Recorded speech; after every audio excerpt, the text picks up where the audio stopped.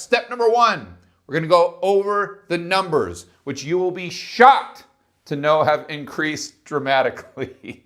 Then we're going to go over why the Fed has increased those numbers. December 13th to December 30th, they're going to inject $120 billion a night at a minimum. December 30th to the 1st or the 2nd of January, they're doing a one-day settlement repo. I call this the SBZR,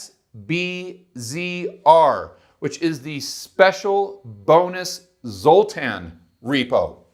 Moving on to December 31st to January 2nd, $150 billion a night they're committing to. The 3rd to the 14th, they're going back to a meager $120 billion a night. So why are they doing this? Why have they upped it from 120 to 150? And why are they doing the Special Bonus Zoltan Repo of $75 billion? And I want to point out one thing, that Zoltan's report came out on December 9th. And if you didn't see that video, check that out. We posted that yesterday. But the Fed's new report on the changes that they're making to their repo transactions came out December 12th. So what this means is it's blatantly obvious that the Fed is behind the curve. And that is the one thing that Zoltan and Jeff Snyder both agree on. It looks like right here that they're just getting their cues from Zoltan's report. Moving on to the Fed's rationale for increasing the repos, let's quickly go over the plumbing. Got the Fed, we've got the government, we've got the primary dealers that are under the Fed's umbrella. The primary dealers keep their reserves on hand with the Fed, which are getting very low. The repo market is the pawn shop for this whole financial system. We have hedge funds, financial institutions, the bond market, and the FX swap market. FX swap market could potentially be offering a very attractive yield, let's say 10%. That's not the exact number, but we're using that for the hypothetical example. The bond market only offering 2%. If the reserves of the bank are extremely low and they see this super fat yield there that's just staring them in the face, that's going to motivate the primary dealers and the financial institutions to sell treasuries to get cash to pump into the FX swap market to take advantage of that profit opportunity. The Fed doesn't want this because all that selling back into the bond market would increase this 2% yield. So you could imagine if all the capital flows from the bond market into the FX swap market, the interest rate here goes down to 5%, and then the interest rate here goes up to, let's say, 5% as well. And again, these are just numbers I'm using for the example. What would happen if the 10-year Treasury went to 5%? That would be complete chaos for the U.S. economy. The Fed knows that. That's why Zoltan thinks they're going to come in with QE4. But what Zoltan isn't thinking through is that the entire U.S. economy is based on asset prices, debt, and confidence. And if the Fed comes in and actually announces that they're doing QE4, that's going to destroy confidence. Why is that? Because the last 10 years, the confidence in the system has revolved around the Fed's perceived ability to manage the economy. And part of that management system was quantitative easing. Well, if we see that the emperor has no clothes and that quantitative easing actually doesn't work, the house of cards tumbles to the ground. So the Fed is really between a rock and a hard place.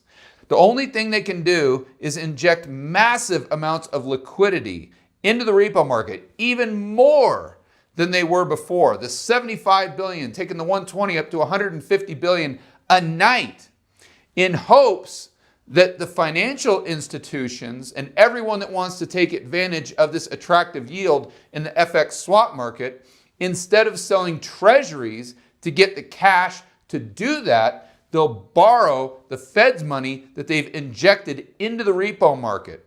If they take that money from the repo market into the FX market, that means that there's no forced selling on treasuries and the interest rate stays at 2% instead of going way up to 5%, which would crash the system. Step number 2, signs of a broken system. Let's start by understanding how the Fed sets the Fed funds rate. This is the rate of interest banks charge each other to lend and borrow overnight. This isn't the repo market. That's something completely different. This is just the lending market for banks that are under the umbrella of the Federal Reserve. In the past, before the Great Financial Crisis, if the Fed wanted the rate to go from 5% down to 4%, very simple supply and demand. The Fed would print the money out of nowhere, just like they do today. Nothing's changed. They go into the bond market, buy treasury bills. The entities that sold those treasury bills to the Federal Reserve would take that newly printed money, they'd deposit it in their account held at the Fed. That would increase the amount of cash that these banks have to lend to each other overnight. If there's more cash to lend, that's going to bring down the interest rate. If the Fed wants that interest rate to go back up, they'll just do the opposite. They'll take those same treasury bills, they'll sell them back into the market. The entities will take down their cash position with their reserve accounts in order to buy those T-bills. If there's less cash now in the system, same amount of demand for overnight lending, that's going to increase the interest rate. Since the Great Financial Crisis, everything has changed. The Fed starts QE, which injects massive amounts of cash into the system. The banks take that cash and deposit it at their account with the Federal Reserve. That increases the amount of reserves so much that it would naturally bring that overnight rate, or the Fed funds rate, down to zero. This creates a problem for the Federal Reserve if they want the interest rate higher than zero. Let's say they wanted it 3%.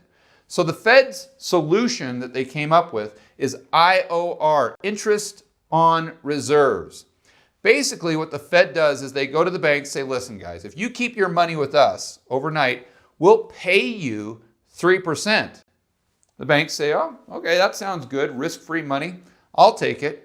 So then if Bank B wants to borrow from Bank A will only lend to Bank B if Bank B pays them more than the 3% risk-free that they're getting at the Fed. What the Fed does is they effectively create a floor to the level of interest.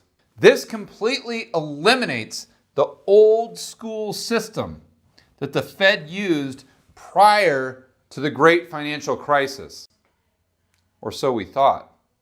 Let's go to an article right now from CNBC that shows us this system might not be working as well as it seems. The title is "The Fed is Ramping Up Its Repo Operations to Head Off Year-End Funding Issues." Pretty much everything we already discussed in step number 1. Where it gets really interesting is toward the end of the article. And I think most people probably would just scan over this without paying it much attention. In addition to short-term repos, the Fed also is buying treasury bills. You notice that, guys? Treasury bills from the banks in an effort to make sure the central bank's benchmark funds rate, or Fed funds rate, stays within its target range.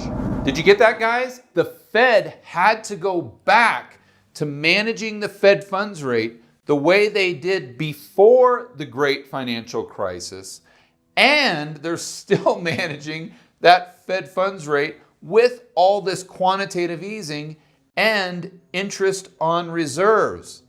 Well, you may be saying, well, what? How does that happen? I thought they had enough reserves in the system for the natural rate of interest to be at 0%. So if that's true, how come these banks aren't willing to lend to each other at 1.75%? The answer is because it's not that they don't have enough cash to lend to each other. It's that they don't want to lend to each other because the risk that they see in the system demands more than a 1.75% interest rate, regardless of how much money they have to lend. The bottom line is the system, the way it is now, at a very best case scenario, is 100% reliant on quantitative easing. At a worst case scenario, the system is completely broken. Step number 3, we go from signs of a broken system to proof of a broken system. This is a chart of excess reserves in the banking system. It starts at 1990, it goes to today. The bottom number is 400 billion. The top number is 2.8 trillion. So if you're looking at my argument so far, you may say to yourself, yeah, George, I get what you're saying, but the reserves have gone down quite a bit since they peaked in 2014 or 15. They were at 2.8 trillion, and now they're only 1.3 trillion. But you have to keep that in perspective. If you see the blue line starting right here, it's not because there were no reserves in the system. It's just there were so few that you can't even see the line. And the only thing you can see, editor, zoom in on this if you would for me, please, is this little teeny weeny blip right there in 2001. What was that? Let's go to the Federal Reserve's website and check it out. That blip, of course, was the Federal Reserve's response to the September 11 attacks. Let's look to see exactly what they did. The Fed's New York trading desk bought a very large amount of U.S. Treasury securities. And note they say very large, which is almost comical by today's terms, either outright or through repo agreements. Does that sound familiar? These transactions provided liquidity to the markets by transferring money, a less liquid asset, to the public in exchange for Treasury securities, a less liquid asset. The Fed held $61 billion of securities acquired under the repo agreements. Remember, now the Fed's balance sheet is north of $4 trillion, and they're doing almost 500 in repos. So what did all of those extreme measures that are nothing, they're a drop in the bucket by today's standards, what did they do to the excess reserves of the banking system? Editor, let's go ahead and zoom in on that chart of 2001, September 12th. You'll see that the excess reserves went to a whopping 19 billion. 19 billion is what was required for quite possibly the biggest catastrophe in U.S. history. Compare that 19 billion to today, we have 1.3 trillion. So if 9/11 was a catastrophe that warranted 19 billion, how big is the catastrophe that we have today that would warrant 1.3 trillion? Another way of looking at it is the Fed's current target rate is 1.75 to 1.5%. And people like Zoltan say this 1.3 trillion, it's just not quite enough to make that happen. The Fed needs to inject more liquidity into the system. But we can prove or disprove that empirically by going back in time before the great financial crisis. This isn't the first time that the Fed has targeted a rate of 1.75. The last time they did that was 2002. Then they needed 1.3 in the system to pull off that Fed funds rate. And you may say, well, George, that makes sense because today, to pull off the same Fed funds rate, they also need 1.3 in the system. But you would be very, very wrong. Back in 2002, they needed 1.3 billion with a B to pull that off. Today, they need 1,000 times more, 1.3 trillion in the system to pull off that same Fed funds rate. And remember, it's all about supply and demand. Supply has increased by 1,000 times. Does that mean that demand has also increased by 1,000 times? I don't think so. So the only other variable that we can have is willingness to lend. The willingness to lend has gone down at the same rate that the supply of excess reserves has gone up. Does this mean that the system is now broken? No. It means the system broke back in 2008 and it's still broken. For more information like this, check out this content right here, and I will see you on the next video.